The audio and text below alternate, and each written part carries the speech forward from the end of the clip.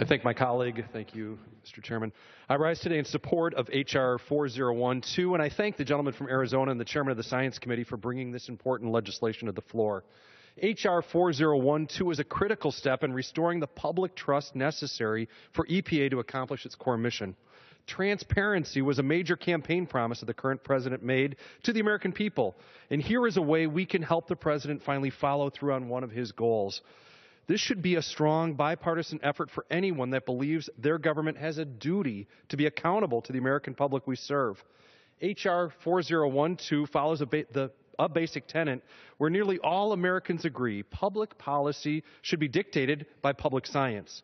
Unfortunately, transparency, along with the oversight by the American people's duly elected representation, has been something EPA scoffs at. This must change. The president continues to use his regulatory agencies to bypass the will of the legislature in a number of cases, and policy from EPA has been one of the worst offenders. Everyone here believes in clean air, clean water, and necessary regulations, but what we have now is a regulatory agency attempting to put in place legislation which this Congress previously rejected in sessions. This is not government that's working for you. Americans also believe in clear laws and a fair judicial system where both sides can state their case and an adequate resolution can be found. This is why this closed-door regulatory approach is so frightening. When someone accuses you of a crime in a court of law, they must stand before that court and make that claim. Your deposition is given to both sides, and you cannot hide behind secret testimony, which is only given to the prosecutor. This is what we have now happening at EPA.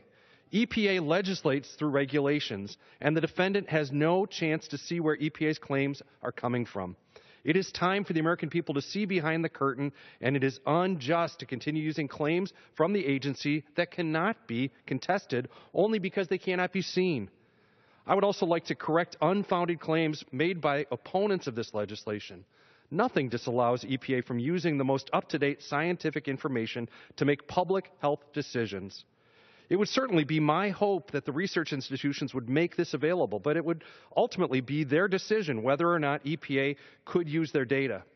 If I dedicated my life to studying these complex issues, I would want to make sure it could be used. The other claim is that this bill will make public personal health care information, which could be against the law.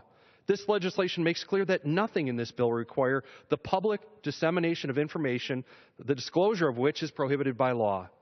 The data sets must only be made available in a manner that is sufficient for independent analysis and substantial reproduction of research results.